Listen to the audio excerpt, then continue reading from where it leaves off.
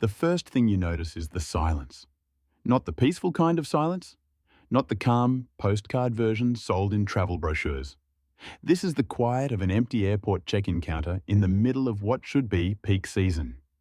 A few years ago, this terminal used to hum with languages from all over the world. Korean tour groups moving in tight clusters, European backpackers arguing over maps, families from Australia hauling oversized suitcases and surfboards. Today, the echoes linger longer than the conversations. A tourism officer stands near the entrance, watching another slow morning unfold. He scrolls through arrival numbers on his phone. He already knows what they'll say. Down again. Across Southeast Asia, tourism is roaring back. Flights are full. Beaches are crowded. Night markets are alive. But here in the Philippines, the recovery feels slower, quieter, uncertain. This is not a story about one bad season. It's a story about shifting choices, about why travelers who once dreamed of the Philippines are now booking flights somewhere else. To understand what's happening, you have to leave the airport and step into the streets. In a coastal town known for its white sand and clear water, a woman named Liza unlocks the door to a small beachfront cafe. She's been opening this place every morning for 8 years. Before sunrise, same routine, same hope.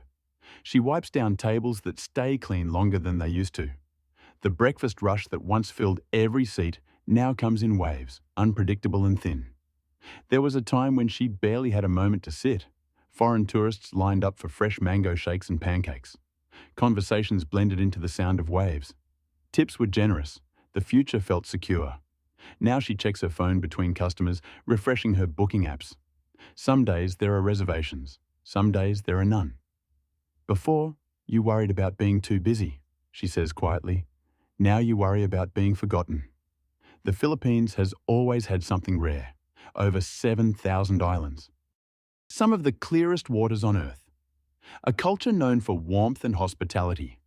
For decades, travel magazines called it one of Asia's hidden gems. But hidden gems only shine if people can reach them easily, afford them comfortably, and feel welcomed when they arrive. And this is where the story becomes complicated. For many travelers today, convenience is everything.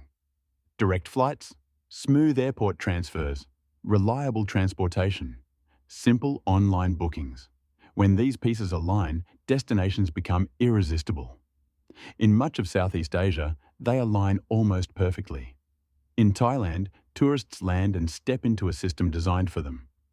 Trains connect airports to cities within minutes. Budget airlines run like clockwork. Hotels range from luxury to ultra-cheap hostels. Everything feels connected. In Vietnam, rapid infrastructure development has transformed the travel experience.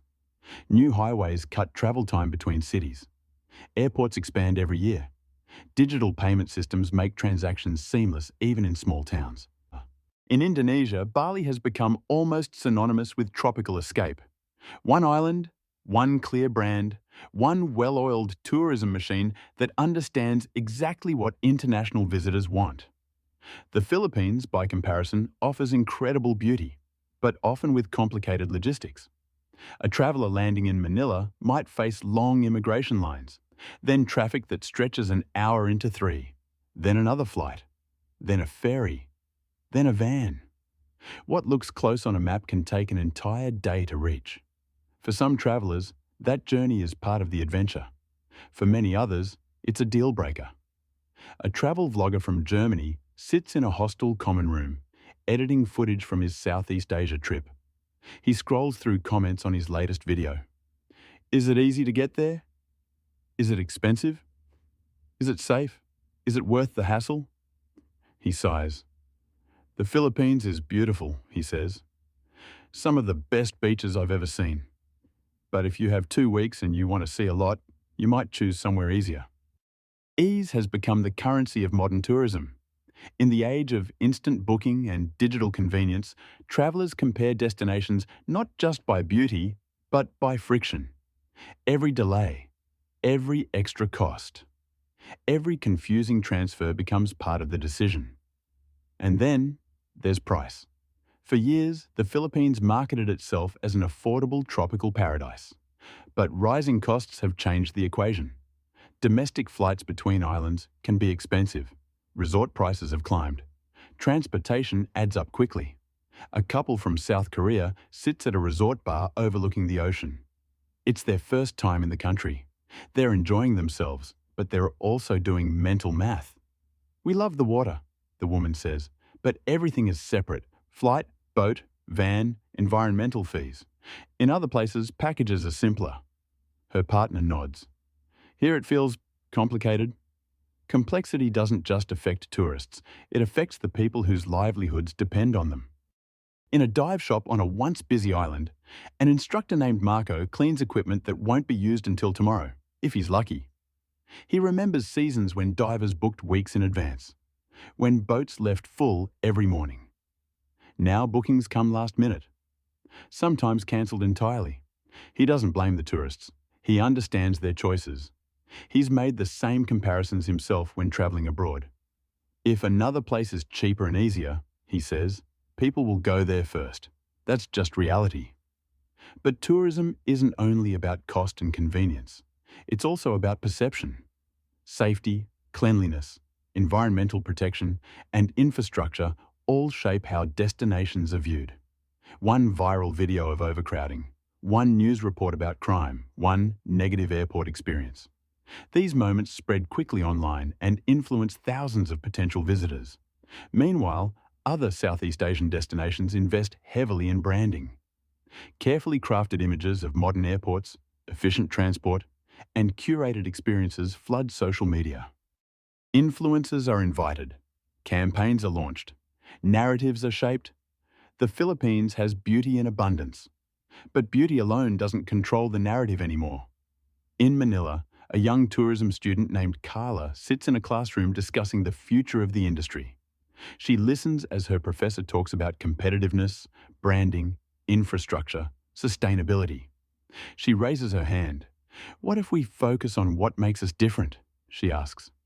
"Not just beaches, not just resorts, but culture, stories, people." Her professor smiles. "That," he says, "is exactly where hope begins." Because despite the challenges, something important remains. Travellers who do come often fall deeply in love with the Philippines. Not just with the landscapes, but with the human experience. The conversations with locals, the sense of community, the feeling of being welcomed, not just served. A backpacker from Spain describes it simply. "In other places, I feel like a customer. Here, I feel like a guest."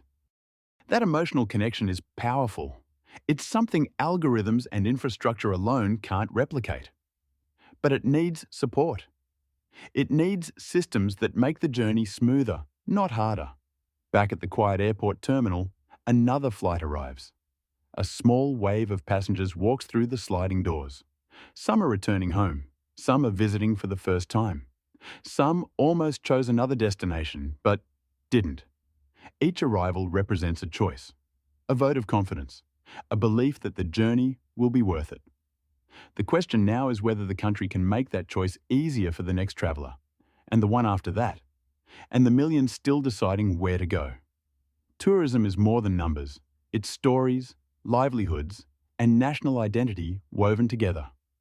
When visitors stop coming, entire communities feel the absence. When they return, the impact spreads far beyond beaches and hotels. As evening falls over the islands, Liza closes her cafe for the day.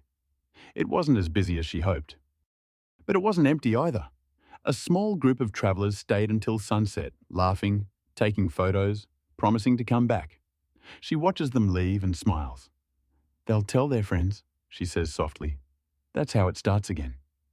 The Philippines is not losing its beauty. It's not losing its warmth.